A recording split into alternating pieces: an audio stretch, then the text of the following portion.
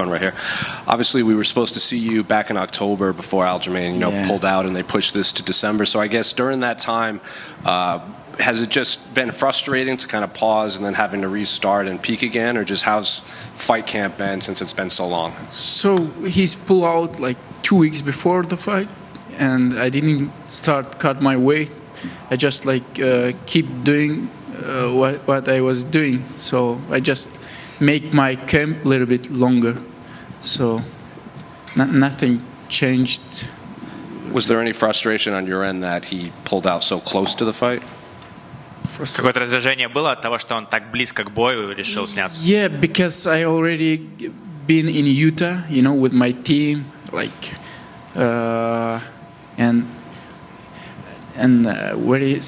first day I knew that he's pulled out. That made me a little bit nervous. But it's MMA, and someone can pull out, or someone get the injury, or something happen.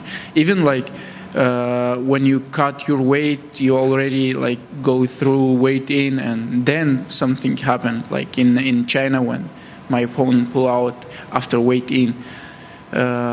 And you have to be ready for this, and that thing cannot make you как сломать. Can break you. Can break you, right? On your Instagram, you seem to have fun, kind of talking trash with him. You use the hashtag stay healthy Aljo. You did the video with the birthday cake. Because he sent me a message directly on Russian.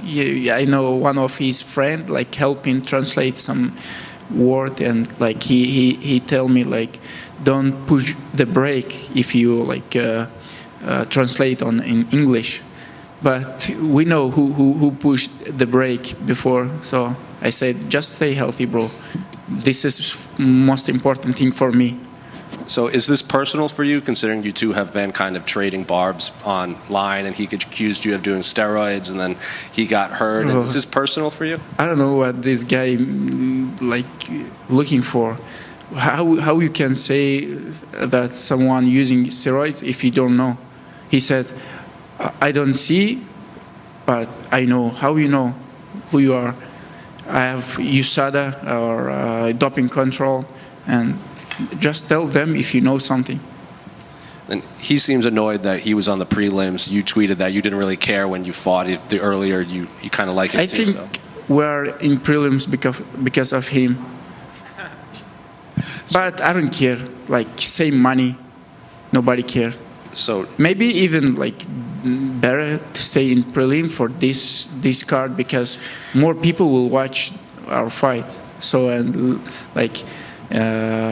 как сказать, лишний раз больше людей узнают, кто следующий претендент за пояс. So another time, people will be able to find out who is the next contender for the belt. Yeah. One more on the prelims. So you think the UFC put Aljamain on the prelims because he might be boring or a bad relationship? I don't know. I don't think that this fight is gonna be boring, because his style and my style is when two wrestlers fight each other, it's always good fight. And you said that this fight could determine the next contender, but a lot of people are saying Ilya's rematching Volkanovski. Ilya wants to go to lightweight. Do you think people are forgetting about? I don't think that's a good idea to fight with Volkanovski again. Volkanovski is a legend, but he's done, and Max Holloway also. They are being good fighters for a long time, but time is gone, and fresh blood is here. So let me prove that I'm champion.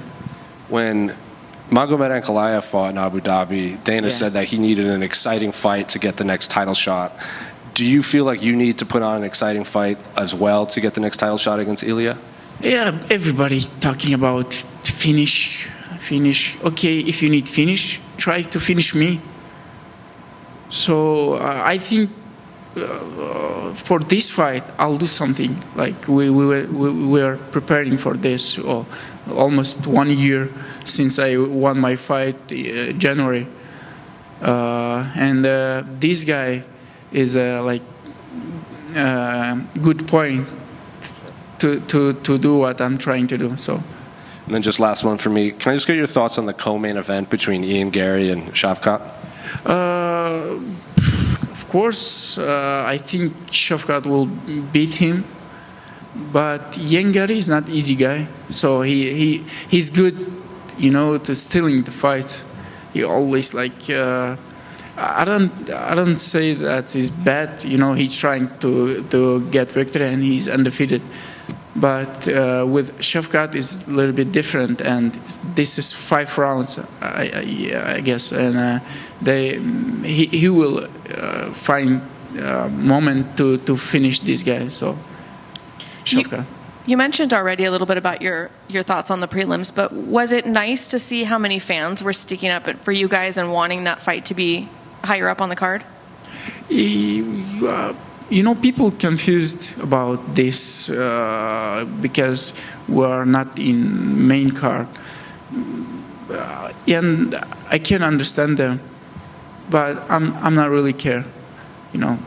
This is same 3 rounds, 5 minutes, same money, same guy, and when I step in the cage, I see nothing, outside. So I'm focused on my opponent.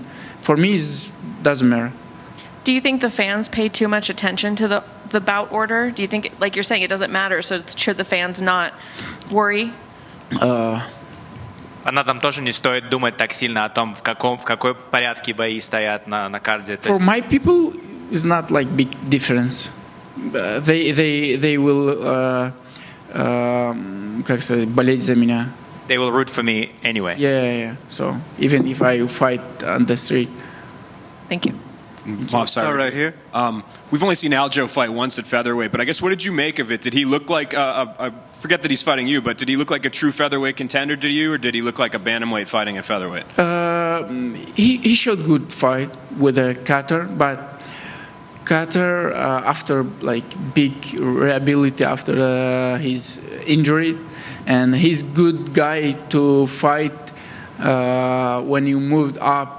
Because he's a striker and it's easier for wrestlers, and he just take him down and hold him there for 3 rounds.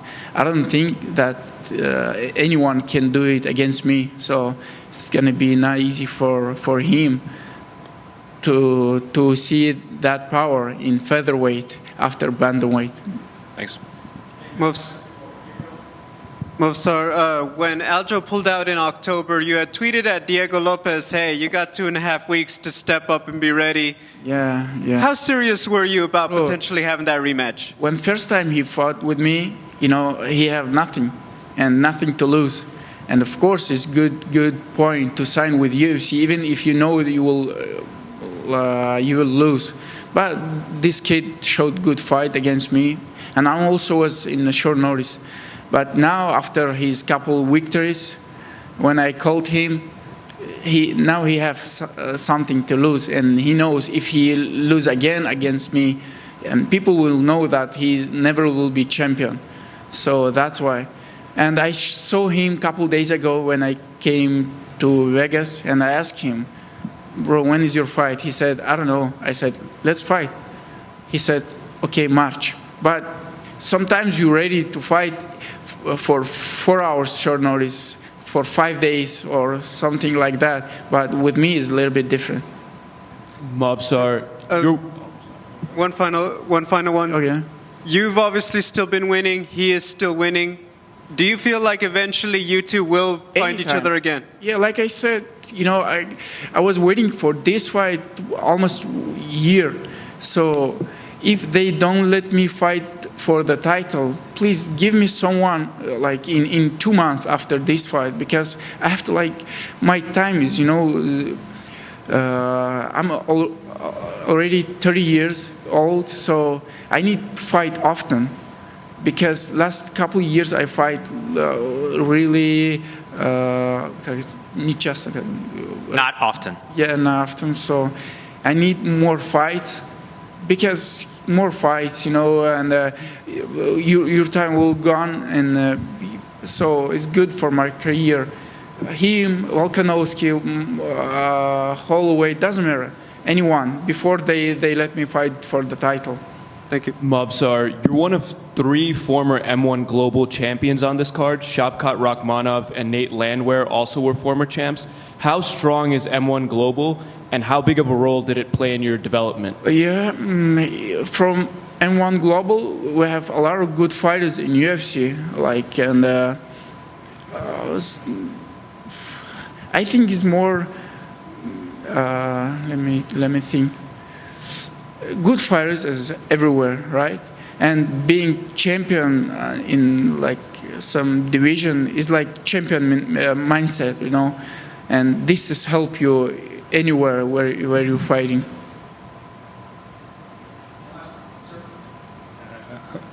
Movsar, привет, я здесь. Пару лет назад вы сказали, что Илья Топуря очень удобный и легкий соперник для вас. Сейчас поменялись ваши мнения по поводу после его успеха? Сейчас, конечно, он стал менее удобным, но, в принципе, я до сих пор считаю, что это соперник, которого я могу выиграть. И он никогда не дрался с такими, как я. Никогда не дрался с бойцами, кто может оказать настолько большое давление. И просто мне нужно войти в октагон с ним, чтобы доказать это. Я уже устал об этом говорить. A few years ago, you said that Ilia Topuria is a very comfortable, very, very good opponent for yourself. Now, after his success, after his rise, do you think he's still just as comfortable of an opponent? And the answer is now, not as comfortable, of course, because of his success, but I still feel like he's never fought somebody with my pressure, with my type of fight, with my pace. So I think that all we need to do is just come out to the octagon together, and then we'll see who's best. Last question. Топуря живет в Испании и поддерживает близкие отношения в Европе и Грузии. Принимаете ли вы его как реального кавказца, как горца? Topuria lives in Spain, and he has a good relationship with Caucasus and Georgia. Do you think of him as a true Caucasus man? Я и не должен его принимать как кавказца или не кавказца. Если он считает, что он кавказец, ну вот флаг ему в руки. Пусть люди, которые, как тебе сказать, из его стороны, пусть они решают, как он поступает, хорошо или плохо. Я не хочу никого судить. It's not up to me to judge whether he's a true Caucasus man or not a true Caucasus man. It's up to the people from his country. It's up to the people from where he comes from that can say if he's really one of them or not. It's not up to me to judge anybody, and I don't want to judge anybody on that. And if his people love him like a fighter, if they proud of him, so he deserves it. И если его люди его любят и принимают его как бойца из своей страны, значит он этого заслуживает.